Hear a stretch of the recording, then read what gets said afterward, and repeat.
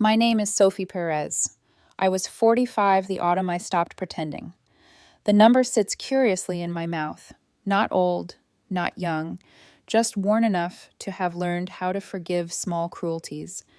I say my name plainly because the first thing to go in a life that isn't yours anymore is the easy ownership of it. I am a scientist by trade and an archivist by habit. I catalog things the way some people collect friends. My apartment is a ledger. Notebooks on the desk, annotated journal printouts, and a wall of maps like a row of small, stubborn truths. The first chart hangs in the center, a 17th century map of the North Atlantic. I bought it when I had ramen for dinner for 2 months straight, when success was hypothetical and the world felt paradoxically wide and possible. That map is mine in the way that some things are, purchased with sacrifice, kept with reverence, untethered to any person's compliment. Ryan loves that wall. He calls it our collection, in the same voice he uses when introducing me.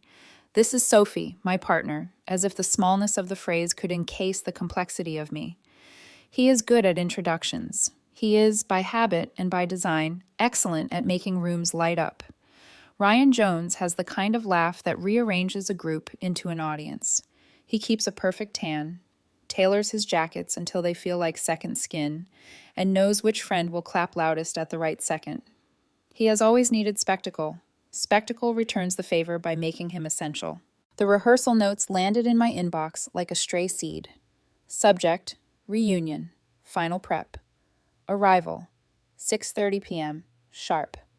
Suit, Navy Biondi, hair, appointment Friday. Talking points, stick to the university narrative, and then the line that cleaved me.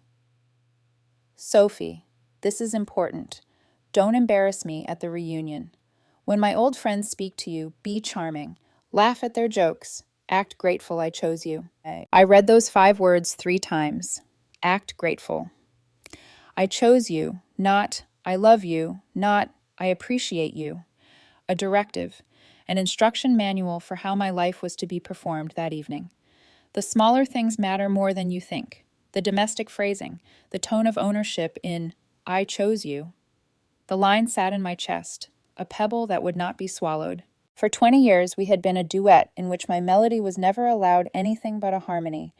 When my work accelerated, when grants and an arc of articles and a handful of humiliatingly flattering awards arrived, Ryan treated those achievements like props in his parade, something to elevate him. He was my husband of sorts in public, though we never married in name. He was the boyfriend with a social calendar that already had its seat at the head table. I told myself it was a trade, a currency of strengths. He charmed rooms. I wrote the algorithms that turned the profit. But the line in his email clarified something that had been gathering at the edges of my vision for years. I was an accessory, not a person. Then Lena Raske called. Her voice is brisk the way successful women become, quick-sighted, kind when it helps, impatient with sentiment. The scheduled keynote had withdrawn. Would I step in? The symposium would be that Saturday. It was an honor the size of a small planet in our world. Before Ryan's email, I would have considered the etiquette of refusing, the shape of obligations, the choreography of being a supportive partner. After the email, the invite felt less like a temptation than an imperative of my own, a chance to be more than a pointed ornament. I accepted, not because I meant to punish Ryan, revenge is a gladiator's term, but because accepting was the simplest, truest alignment I had felt in years. I will not let an instruction determine my life, I thought. I wrote to Lena with a version of myself that was purely professional, then I turned to the alumni site. There were, like small formalities, our names listed among the reunion attendees, Ryan Jones and Sophie Perez. I changed the RSVP. I modified it so that the reunion entry would read Ryan Jones and guest. Then, quietly, I RSVP'd to my own graduate department with a single word: regrets. I did not tell Ryan. I did not draft any explanatory drama. I did not place a call that would allow him to fashion my absence into another performance of his pain. I made a decision and let it land like a stone in a pond he did not yet see. The week before was a blur of focus. I spent evenings drafting a keynote that would not aim for charm, but for truth. A long, careful lecture about the messy engineering undergirding the elegant projects people applaud at panels. I wrote about models that refuse to converge, about the small errors that can topple a decade of presumed success. I wrote like someone making a map of the invisible currents that move other people's boats. The work felt light in the way honesty always does. Painful, true, and clarifying. On Thursday, my department celebrated my name online. A badge on a post. Congratulations to distinguished alumnus, Dr. Sophie Perez, keynote speaker for the Global Tech Forward Symposium. They tagged my profile. The post landed in Ryan's feed, in his friends' feeds, and in the quiet pockets of our network. The bomb had been planted without anyone's malice. Networks simply amplify what is interesting. Friday evening, I fly. The airport is a dull cathedral under fluorescent light. I am not nervous. My face is the calm of someone stepping into a long-mapped corridor. The symposium runs Saturday evening. My slot is 7. I practice in my hotel room, my notes spread like confetti, punctuating the margins with small jokes only interested colleagues would appreciate. Ryan is a ghost of texts. 1 or 2 terse messages about tuxedo collars and "don't embarrass me." Another selfie of him in a jacket that fits like fate. My phone is pleasantly quiet.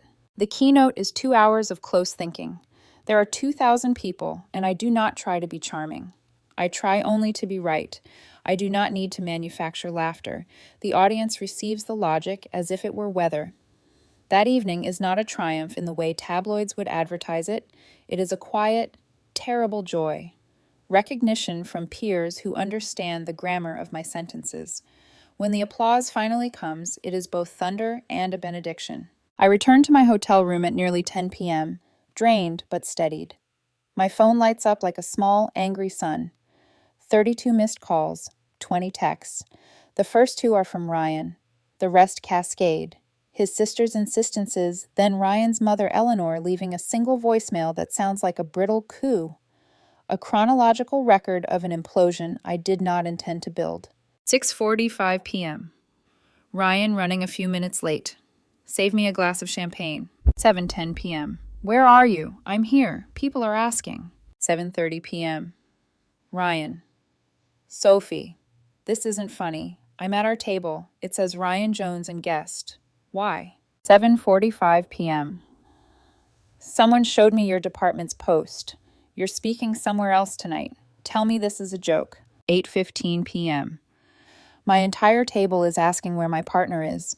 They all saw the post. You are humiliating me. Call me now. 9:00 p.m. I see your game. You did this on purpose. You are the most selfish, cruel woman I have ever known. The messages are not an expression of concern. They are a litany of wounded image. In every line, the question is not, "Are you well?" but "How do I look?" And the difference slams into me with the force of a thrown door. I call. She answers on the first ring. In my ear, fury takes on the voice of someone who has practiced outrage as an art. "Where are you?" Ryan shrieks. "I'm in my hotel room," I say, the sentence planned and leveled. "You deliberately, publicly humiliated me in front of every single person who matters. You made me a laughingstock," he spits. "No, Ryan," I say. "You did this. You built a narrative about me that required me to perform. You wrote instructions. Act grateful I chose you." I am not grateful. My voice goes soft. I have been acting for a very long time. Tonight I stopped.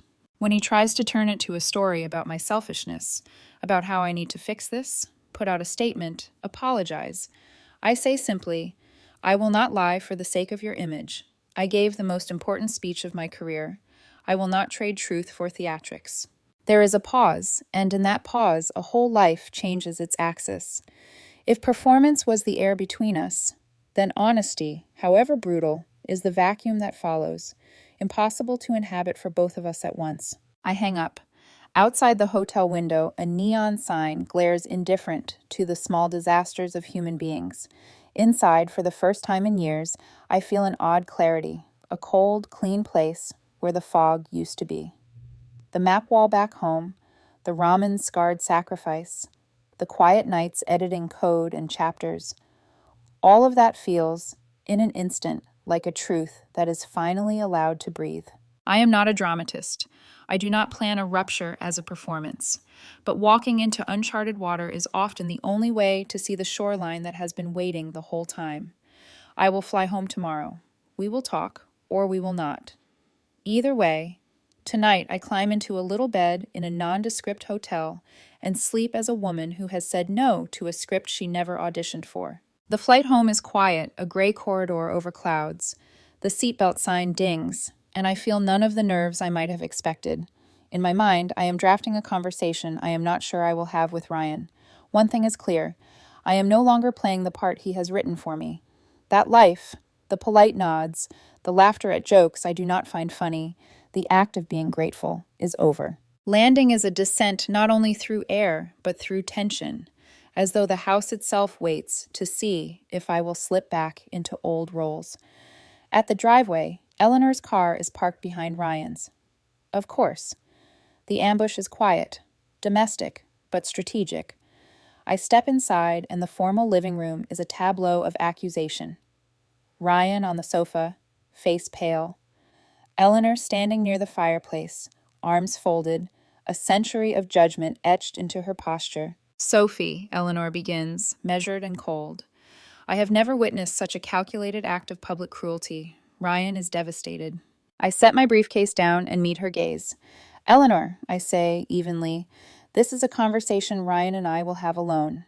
I'm not leaving, she snaps. I meet her eyes again, steady. I have nothing to perform. Your presence is noted. You may stay, but the conversation is not for you. Ryan's voice is low, almost monotone. Everyone was whispering. They felt sorry for me. Do you know how that feels? Yes, I say. I do. I know what it's like to be paraded, to be reduced to a role you never auditioned for. The difference is, my humiliation was private, yours was public. That is the distinction. He swallows, visibly searching for a script that no longer exists.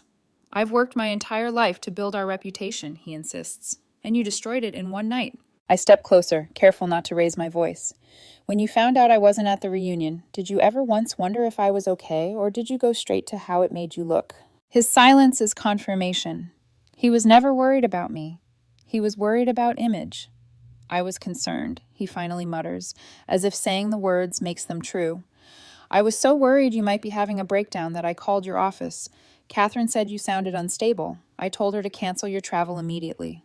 The realization hits me like cold water. He attempted to sabotage my keynote, my one chance to assert myself outside the orbit of his ego. My blood runs cold, but I do not tremble. You did what? I ask, my voice quiet, low, and dangerous. I tried to stop you from making a huge mistake, he says, desperation creeping in. The only mistake, I reply slowly, was thinking you ever saw me as a partner. I am not your accessory. I am not an ornament. I am not a prop for your social display. Eleanor gestures wildly toward the map wall. An asset? Sophie, I gave you all of this life. You care more about your dusty old papers than you do about me. I cross to the wall, lift my first map, the North Atlantic chart I bought with 2 months of ramen and 2 months of quiet pride. The paper feels fragile in my hands, but the memory of its acquisition is solid, immovable. It's not about the money, I say, voice thick with emotion. It's about recognition. 20 years in, and you still don't know the story of the first thing I ever truly claimed as mine. I place the map gently on the guest room bed. I turn to them both. Here's what will happen. First, I'm moving into the guest room. Second, tomorrow I'm meeting with a financial advisor to begin separating our finances. The era of seamless access is over. Third, Ryan, we have 2 paths. Path 1, counseling. Path 2, lawyers. There is no third option. You have 1 week to decide. Ryan looks at me, disbelief etched in every line of his face. You can't be serious. I have never been more serious, I say, and close the door behind me. The week that follows is silence, a careful, cold, deliberate silence. Then, a calendar invitation arrives, initial consultation with the city's most aggressive divorce attorney. Ryan has chosen his path. In the quiet of the apartment that is slowly becoming mine, I feel the strange pulse of liberation. The tension of 2 decades, the weight of expectation, begins to lift. The divorce is imminent, but I am not afraid. I am a woman stepping into the life that has always been mine, even if no one else ever recognized it. The map wall, the charts, the rituals of my own making, they have never been more precious. They remind me that the simplest act of saying no can reverberate through an entire lifetime. The divorce consultation is cold, the kind of clinical clarity that leaves no room for theatrics. Anya, my lawyer, is all precision and quiet confidence. She flips through the printed emails, the text threads, and Catherine's sworn statement. Each piece is evidence, but more than that, each is a narrative reclaimed. I sit across from her, hands folded, and feel the slow hum of vindication, tempered by exhaustion. The email is short but crystalline. Act grateful I chose you. 5 words, an instruction masquerading as affection. Anya underlines it, slides it across the table, and the mediator reads it aloud. Silence follows. The room, once prepped for a story of emotional instability, now leans toward a simpler truth. My refusal was not cruelty, it was clarity. Catherine's statement is equally precise. She recounts the call from Ryan, his panic, the attempt to cancel my flight, the instructions she received to manage my actions. Each word lays bare a pattern of control that had been invisible to the public eye, invisible even to those closest to him. The mediator listens, shifts in tone. The story Ryan had built, victim of his partner's sudden rebellion, begins to unravel. Meanwhile, flashbacks of my own life thread through my mind. Late nights in the lab, the thrill of discovery, the maps that charted not only the world, but my ascent. Each moment is contrasted sharply with Ryan's carefully orchestrated social appearances, each gala, each photograph, each laugh measured. The difference is stark.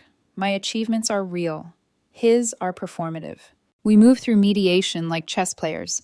Anya anticipates each of Ryan's countermoves, claims of reputational harm, requests for punitive alimony, arguments that my absence at the reunion constitutes emotional abuse. She responds with precision, the email, the texts, Catherine's testimony. Each piece lands, and the narrative tilts slowly in my favor. The settlement is finalized. The house is sold, assets divided 50-50, and rehabilitative alimony for Ryan's post-divorce transition. Not the perpetual reward he hoped to extract from the spectacle. Ryan's claims of reputational damage are dismissed.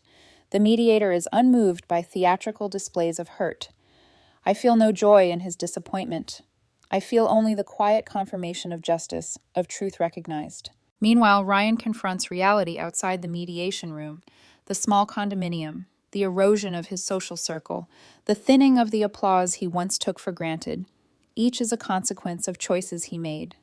Eleanor, ever the guardian of image, is left to navigate the ordinary and unglamorous life that she cannot command with charm or poise. Their shock, their confusion, their retreat into smaller spaces of influence is not triumph for me. It is a natural consequence of honesty, of dismantling a narrative built on someone else's control. I move into my new apartment. The wall opposite my desk becomes my sanctuary again. The maps return, each chart a reminder of the small, patient victories that precede recognition. My first 17th century map, the one bought with sacrifices, is placed in the center, a talisman of the life I've reclaimed. The keynote becomes more than a speech. Doors open, invitations to panels, collaborations, offers that never existed in the orbit of my old life. I am defined now not by attendance at galas or by the performative gratitude Ryan demanded, but by the integrity of my work. I am finally recognized as Sophie Perez, the scientist, not Sophie Perez, Ryan Jones's accessory. Foreshadowing from past threads finds quiet resolution. Catherine continues as a quiet ally, ensuring continuity in the lab and office, her loyalty grounded in respect rather than performance. The ghost of Ryan's ex is only a memory in photographs and social media archives, irrelevant to the life I have now cultivated. My work, my maps, and the small, precise rituals of daily life form the architecture of a life reclaimed. I am no longer performing for anyone. I am no longer granting permission to others to define me.